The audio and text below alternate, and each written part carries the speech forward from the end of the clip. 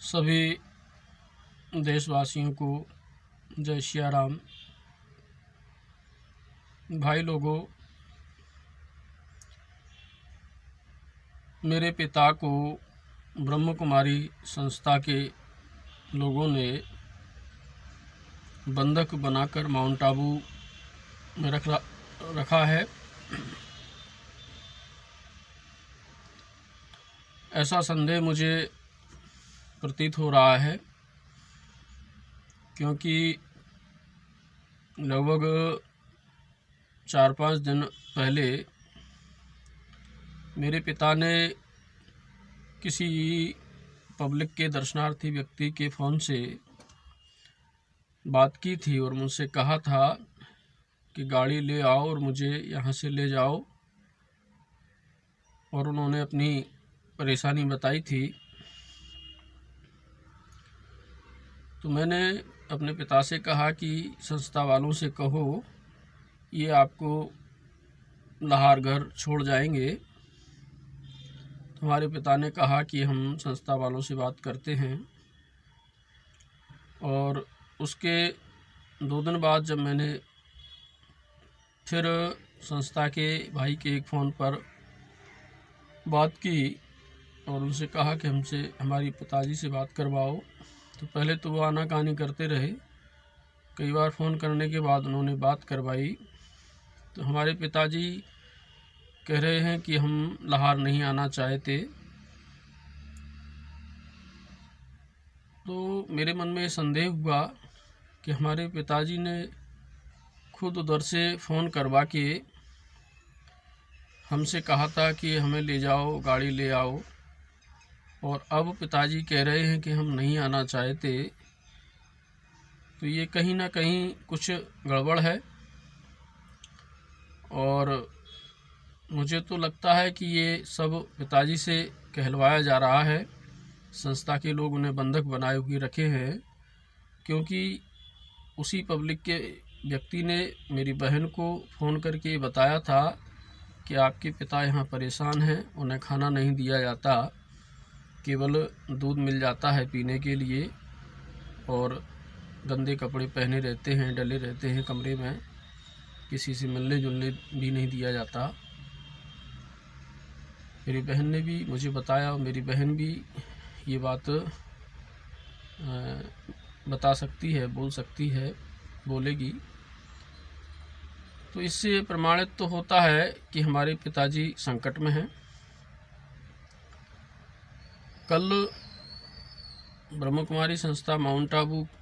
मुख्यालय के मीडिया प्रभारी कोमल भाई नाम से हैं कोई, उन्होंने हमें फ़ोन लगाया और हमसे कहा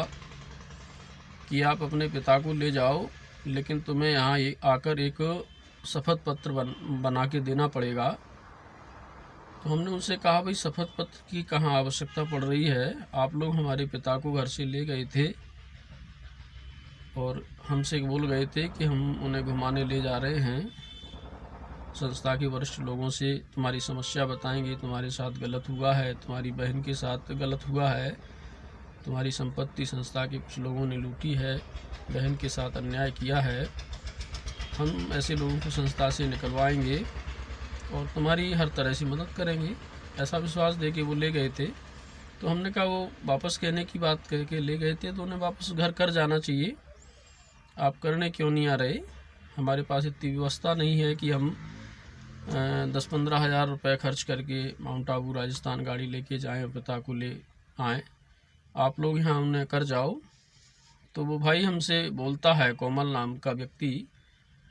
कि वो तो तुम्हारे पिता कह रहे हैं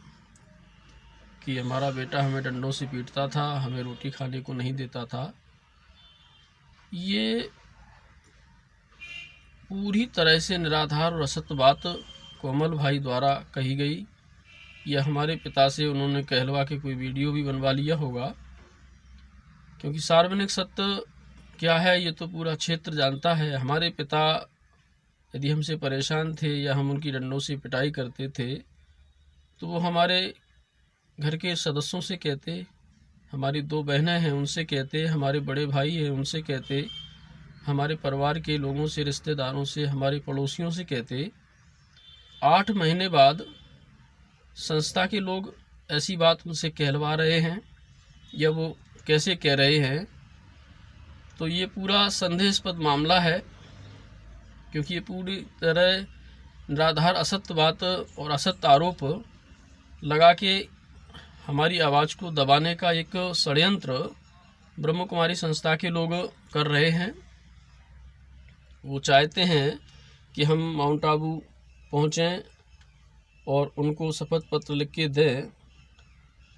जिससे कि हम उनके संस्था के खिलाफ उनकी जो वास्तविक सच्चाई है, जो लोगों तक हमारे पिता ने खुद अपना ऑन वीडियो बोल के लोगों तक पहुंचाई थी मीडिया के माध्यम से, और जो सार्वजनिक सत्य है वो दोबारा ना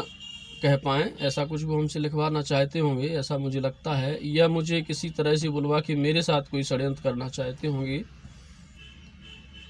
मैं भारत सरकार से निवेदन करता हूं कि मेरे पिता संकट में हैं, मेरे पिता को ब्रह्म कुमारी संस्था के चंगुल से छुड़वा के घर सकुशल वापस भेजा जाए, इसमें मेरी सहायता की जाए, क्योंकि ये ब्रह्म कुमारी संस्था के लोग, कुछ लोग सफ़ेद पोश और धर्म का आवरण ओढ़ के समाज के लोगों का शोषण करते हैं, अनैतिक काम करते हैं, और ये इसी तरह से मामलों को दबा देते हैं, किसी को डराते हैं, किसी को धमकाते हैं, किसी को खरीद लेते हैं, और कोई कानून, कोर्ट कचहरी, बड़ी संस्था से उलझन में पड़ने की वजह से अन्याय को सहन करके शांत रह जाते हैं। लोग ऐसे बहुत हैं, बहुत